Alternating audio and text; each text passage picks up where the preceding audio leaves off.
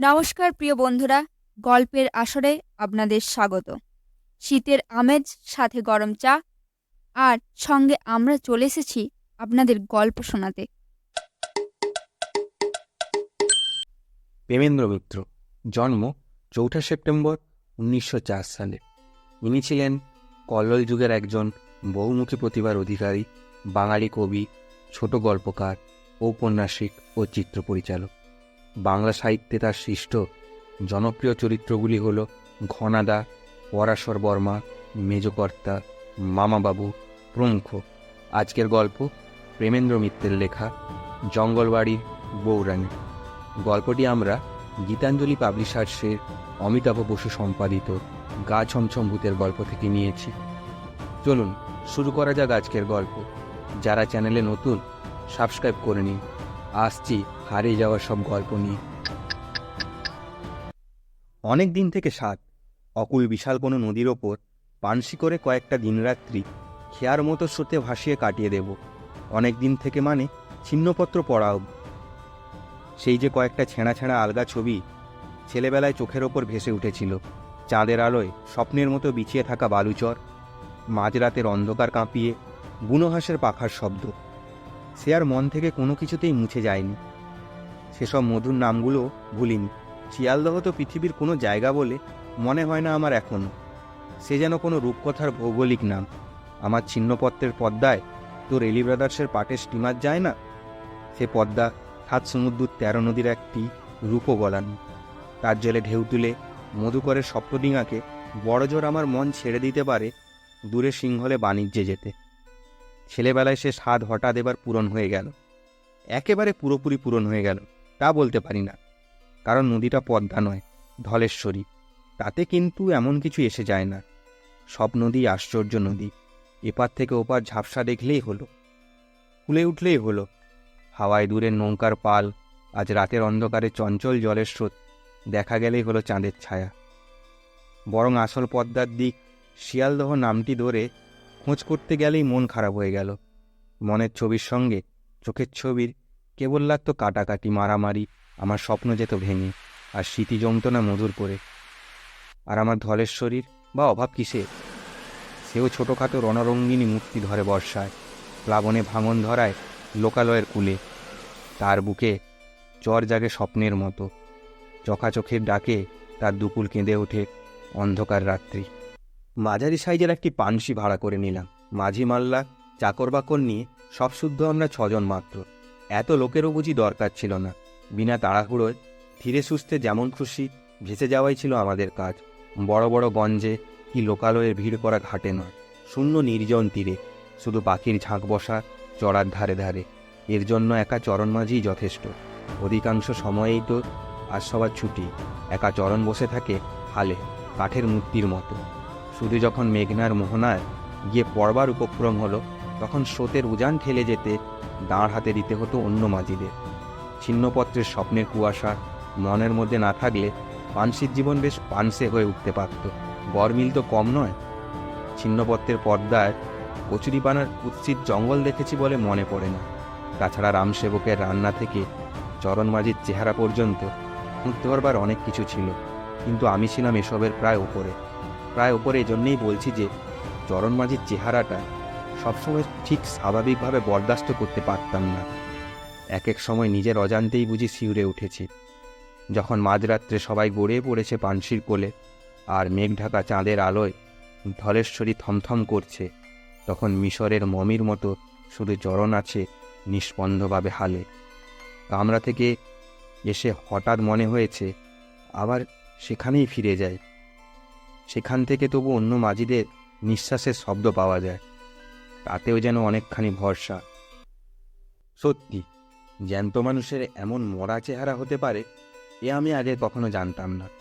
রং তার কালো বলে নয়, কালো তো সব মাঝি, কিন্তু তার চামড়ায় যেন অপার্থিব বিবর্ণতা, যেন অনেক দিন মাটির তলায় সে চাপা পড়েছিল। এই সবেমাত্র যেন উঠে এসেছে শ্যাওলা ধরা ভিজে মাটি মুছে গা থেকে।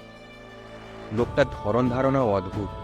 কথা সে খুব কমই কয়, অত্যন্ত ভারী, হাড়ির মতো গলায় শুধু একটু আধটু না ছাড়া আর কিছু বলতে শুনেছি বলে মনে পড়ে না। অন্য মাঝিদের সাথে তার মেলামেশাও নেই। তবুও সবাই যেন একটু তার সভয়ে তাকে সমীহ করে দূরে রেখে চলে। সে কেবল তার মরা চামড়া সত্ত্বেও দৈত্যের মতো বিশাল চেহারার জন্য। সেদিনও মেঘে ঢাকা ভাঙা চাঁদের মোড়া জ্যোৎস্নায় চারিদিক ছমছম করছে। সন্ধ্যে থেকেই মাঝিদের মধ্যে একটু ফিসফিস শুনলাম। রাত একটু হলেই তার কারণটা বোঝা গেল। এক মাঝি সাহস করে এগিয়ে এসে কান মাথা চুলকে আমটা আমটা করে জানালে যে আমি যদি তাদের ছুটি দিই তাহলে তারা একটু ভালো যাত্রা শুনে আসে। যাত্রা কোথায় হচ্ছে হেসে জিজ্ঞাসা করে ফেললাম। জানলাম খানিক আগে যে গঞ্জ আমরা পেরিয়ে এসেছি সেইখানে নাকি ভারী নামজাদা এক যাত্রা দল এসেছে। এমন যাত্রা শুনবার ভাগ্যি নাকি এ তল্লাটে সহজে মিলবে না। আমার মুখের ভাবে ভরসা পেয়ে সে আমাকেও যাওয়ার প্রস্তাব দিয়ে ফেলে। এবার হেসে বললাম, না মাঝির পো, আমারও তো শখ নেই, তবে তোমরা শুনে আসতে পারো ইচ্ছে হয়েছে যখন, কিন্তু গঞ্জের ঘাটে তো আমি থাকতে পারবো না একা। মাঝি তৎক্ষণাৎ খুশি হয়ে জানালে যে আমায় সে কষ্ট তারা দেবে না। এখান থেকে কতটুকু আর পথ, তারা পাড় দিয়ে হেঁটে যাবে, যাত্রা ভাঙলেই ফিরে আসবে ভোরবেলায়। কিন্তু আপনার ভয় করবে না তো? হেসে বললাম, তা যদি একটু করে মন্দ কি? মাঝি সাহস দিয়ে জানালে, এখানে ভয়ের অবশ্য কিছুই নেই। জল ঝড়ের সময় নয়, নৌকা নাঙর বাঁধা থাকবে নিরাপদ জায়গায়। হঠাৎ কেন জিজ্ঞাসা করলাম জানি না, চরণ মাঝি যাচ্ছে তো তোমাদের সঙ্গে? মাঝির মুখে যাচ্ছে বই কি কর্তা শুনে কেমন যেন আশ্চর্য বোধ করলাম, একটু লজ্জিত হলাম। মাঝিরা সব চলে যেতেই একেবারে পানসির কামরায় ছাদে উঠে গিয়ে বসলাম। এমন অপরূপ নির্জনতা ভোগ করার সৌভাগ্য কখনো তো হয়নি। মাঝিরা সবাই চলে গেছে, হিন্দুস্তানি ঠাকুর রামসেবকও পর্যন্ত গেছে সুযোগে পড়ে। দূরে কোথাও একটা দুটো নৌকোর আলো পর্যন্ত নেই। বিশাল ধলেশ্বরীর বুকে আমি একা। এ কথা ভাবতেও কেমন যেন পুলকের রোমাঞ্চ হয়। ঠিক পুলকের রোমাঞ্চ, কিন্তু একটু পরে সেটা রইল না। রাত্রির নির্জনতায় ধ্যান করতে করতে বোধহয় একটু ঘুমিয়ে পড়েছিলাম। উঠে দেখি চারিদিকের দৃশ্য বেশ বদলে গেছে। ভাঙা চাঁদ পশ্চিমের দিগন্তে ঢলে পড়ে কেমন একটা ফ্যাকাশে হলদে হয়ে উঠেছে। সেই ফ্যাকাশে হলদে চাঁদের আলোয় কুলিল ধনেশ্বরীর রুগ্ন মালিন চেহারাটা ভারী অস্বস্তিকর লাগলো। একটা নাম না জানা পাখি দূর আকাশে কিরকম আর্তনাদের মতো ডাক ছেড়ে উড়ে গেল। শিউরে উঠলাম একটু। বুঝলাম এতক্ষণ এই খোলা জায়গায় শুধু ঘুমানো উচিত হয়নি। অনেকক্ষণ হিম খেয়ে শরীরটা কেমন যেন ম্যাজমেজে হয়ে উঠেছে, মনটাও সেই সঙ্গে। ওপর থেকে নামতে যাচ্ছি, হঠাৎ থমকে গেলাম। এদিকে এত বড় বিশাল পোড়াবাড়ি ছিল নাকি? বাড়ি না বলে তাকে প্রাসাদই অবশ্য বলা উচিত। ফাটল ধরা বিশাল দেওয়ালগুলো হুমড়ি খেয়ে পড়েও এখনো যেন আকাশ আড়াল করে আছে। বুঝলাম এতক্ষণে জ্যোৎস্নার অস্পষ্ট আলোয় এই পোড়া প্রাসাদ কুয়াশায় মিশেছিল। চাঁদ এখন তার পিছনে গিয়ে পড়তেই অন্ধকারে দৈত্যের মতো জেগে উঠেছে। এই পোড়া প্রাসাদ সম্বন্ধে কাল মাঝিদের কাছে খোঁজ নিতে হবে ভেবে আবার নামতে গিয়ে থামতে হলো। পিছনেই কি একটা ঝনঝন করে শব্দ হলো যেন। সত্যি বলছি, এবার ফিরে চেয়ে গায়ে খুব কাঁটা দিয়ে উঠেছিল। নিজেকে একেবারে একা বলে জানবার পর হঠাৎ পেছন ফিরে আর একটি লোককে অপ্রত্যাশিতভাবে আবিষ্কার করলে গায়ে কাঁটা দেওয়া অস্বাভাবিক বোধ হয় না।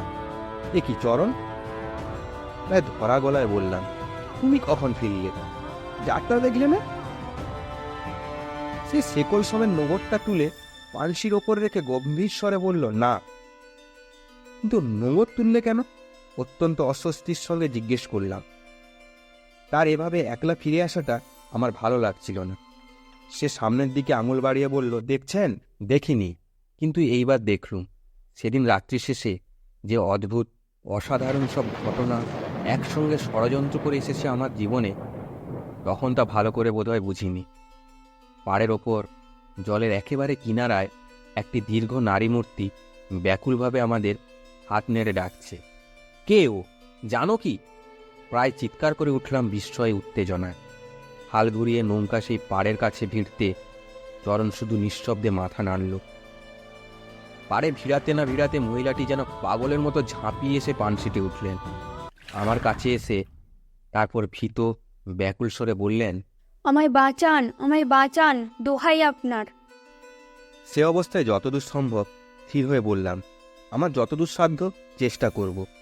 কিন্তু কি ব্যাপার, আমার একটু জানা দরকার। আপনি আমার সঙ্গে কামরায় চলুন। আঁচল ঢাকা দিয়ে কি যেন একটা ভারী জিনিস তিনি বয়ে এনেছিলেন। কামরায় চৌকাঠের কাছে সেইটের ভারে একটু হোঁচট খেতে অদ্যতা করে বললাম, ওটা বড্ড ভারী বোধ হয়, আমার হাতে দিতে পারেন। তিনি একথায় এমন আটকে উঠে পিছু হটে দাঁড়াবেন জানলে নিশ্চয়ই ও কথা বলতাম না। তাই একটু বিমূঢ়ভাবেই নিজের কামরায় ঢুকে লণ্ঠনটা আরেকটু উজ্জ্বল করে দিলাম। নিজের ব্যবহারে তিনিও বোধহয় একটু লজ্জিত হয়েছিলেন। ঘরে ঢুকে আঁচলের আড়াল থেকে একটা অদ্ভুত আকারের বাক্স বের করে আমার সামনে রেখে তিনি বললেন, আমায় মাপ করবেন। আপনাকে অবিশ্বাস করা আমার উচিত হয়নি, কিন্তু ভয়ে ভয়ে এমনি হয়ে গেছি। মহিলাটিকে কামরার আলোয় এতক্ষণে ভালো করে দেখলাম। চেহারায় তার স্পষ্ট বড় ঘরের ছাপ, কিন্তু কথাবার্তা, ধরন ধারণ যেমন তার অদ্ভুত, তেমনি তার পোশাকও। যাই হোক, তখন সেসব নিয়ে মাথা ঘামাবার সময় আমার নয়। কি আছে ওতে? তিনি কথা না বলে শুধু বাক্সের ভেতর দেখালেন। কুণ্ডুলি পাকানো এক রাশ সাপের চোখ যেন জ্বলে উঠল। চমকে গেলাম। সাপ নয়, হীরামুক্তোয় জড়ানো গয়না। তেমন গয়না আমি তো কখনো দেখিনি। মহিলাটি মুঠো করে কয়েকটা গয়না বাক্স থেকে তুলে কামরার মেঝে ছড়িয়ে দিলেন। আমি নিজের অনিচ্ছাতেই একটু শিউরে সরে গেলাম। সেগুলো যেন জড় বস্তু নয়, পুরো সরীসৃপ। দরজায় খুট করে একটু শব্দ হতে মুখ তুলে দেখি চরণ। কখন সেখানে নিঃশব্দে ছায়ার মতো এসে দাঁড়িয়েছিল।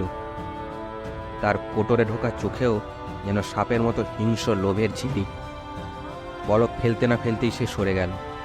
ভয় পেয়ে কিছুটা বিরক্তির স্বরে বললাম, তুলে ফেলুন এসব বাক্সে। এসব সাংঘাতিক জিনিস নিয়ে আপনি কি বলে এত রাতে একা বেরিয়েছেন? আমার দিকে অদ্ভুতভাবে তাকিয়ে গয়নাগুলি বাক্সে তুলতে তুলতে তিনি বললেন, বেরোবো না। ওরা যে এসব ছিনিয়ে নিতে চায়। ওরা কারা? আমার শ্বশুরবাড়ির জ্ঞাতিরা। আমার স্বামী বিদেশে। ওদের এখন এই গয়নাগুলোর ওপর অসীম লোভ।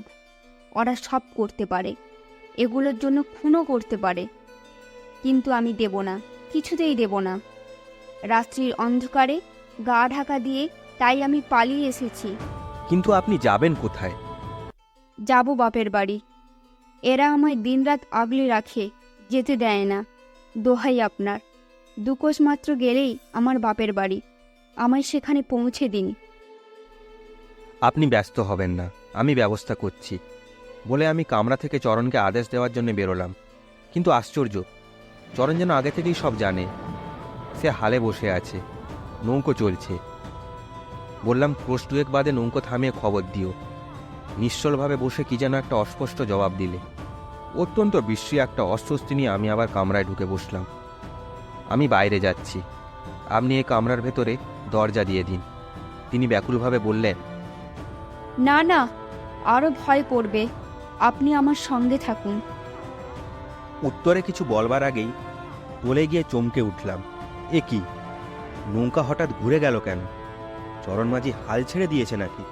পানসি নিজের খেয়ালে ঘুরছে? টাল সামলে উঠেই বুঝলাম আমার আশঙ্কা মিথ্যে নয়। ডুবে যাওয়া চাঁদের শেষে ক্ষীণ আলোয় দেখলাম ঠিক যমদূতের মতো চরণ এসে কামরার দরজায় দাঁড়িয়েছে। কি হিংস্র লোভ তার, অমানসিক চোখে ও মুখে। বুকের রক্ত হিম হয়ে যায় সেদিকে তাকালে।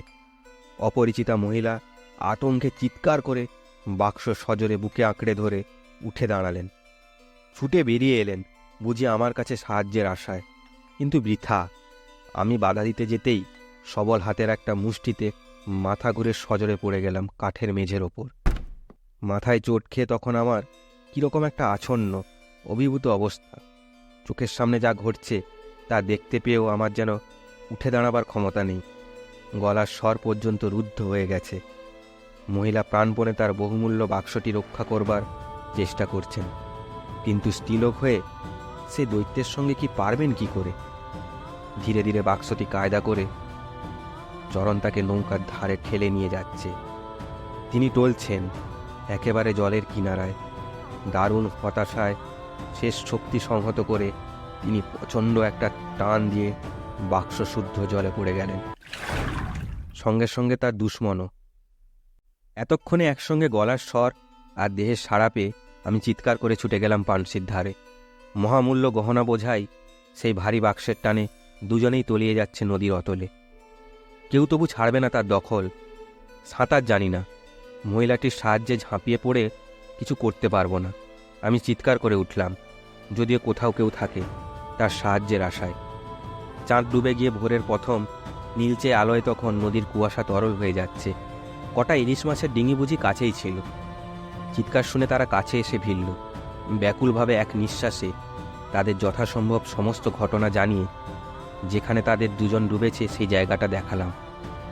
তারা প্রথমে গম্ভীর হয়ে শুনে হেসে উঠল। হেসে জানালো যে এরকম আজগুবি ব্যাপার হতেই পারে না। যত ভারী জিনিসই হোক, একেবারে গায়ে বাঁধা না থাকলে কাউকে একটানে ডুবিয়ে নিয়ে যেতে পারে না, তাও দুটো লোককে। হাত ধরে কাড়াকাড়ি করতে করতে ডুবলে দুজন না হোক একজন তো ভেসে উঠতই। আর তাছাড়া দুকোষ কেন, এদিক ওদিক 20 কোষের ভেতর প্রাসাদের মতো কোনো পোড়া বাড়ি নদীর ধারে তো নেই। দামি গহনার বাক্স সমেত ওরকম মেয়ে লোক আসবে কোথা থেকে? আমি রেগে উঠে বললাম, তবে কি আমি মিথ্যে বলছি? বৃদ্ধ গোছের এক মাঝি ডিঙির এক কোণে বসে এতক্ষণ নীরবে আমার কথা শুনছিলেন তামাক খেতে খেতে। তার কিছু বলবার আগেই সে এগিয়ে এসে শান্ত স্বরে বলল, না বাবু, আপনি মিথ্যে বলেননি। আমি জানি আপনি জঙ্গলবাড়ির বৌরানীকে দেখেছেন। তার সমর্থনে একটু ভরসা পেয়ে বললাম, জঙ্গলবাড়ির বৌরানী? তুমি জানো তাহলে? কোথায় জঙ্গলবাড়ি বলো তো? খানিক চুপ করে নিচে জঙ্গলের দিকে আঙুল দেখে সে হঠাৎ বললে, ওইখানে বাবু। আজ 50 বছর হলো জঙ্গলবাড়িকে নদী টেনে নিয়েছে। তবে বৌরানী তার জ্বালা বলেননি। এখনও মাঝে মাঝে কারো পানসিতে এসে ওঠেন। জেলেরাই আমার পানসি তারপর নদীর তীরে পৌঁছে দেয়। মাঝি মোল্লারা যাত্রা থেকে ফিরে ব্যাকুল হয়ে তখন আমায় খুঁজছে। তাদের কাছে জানলাম চরণ মাঝি ছিল তাদের সঙ্গে সারা রাত যাত্রার আসরে। বুঝলাম সব না হয় স্বপ্ন, কিন্তু আমার পানসির নোঙরকে তুললে। পানসির ভাড়া চুকিয়ে পরের দিন কলকাতায় ফিরেছি। কাজ নেই আমার আর পানসি বিহারে, আমি ছিন্নপত্রই পড়ব। তো বন্ধুরা, আমরা আসছি আরও অনেক গল্প নিয়ে আপনাদের উপহার দিতে। ভালো লাগলে লাইক, শেয়ার, সাবস্ক্রাইব করুন আর কমেন্টে জানান কী ধরনের গল্প শুনতে চান।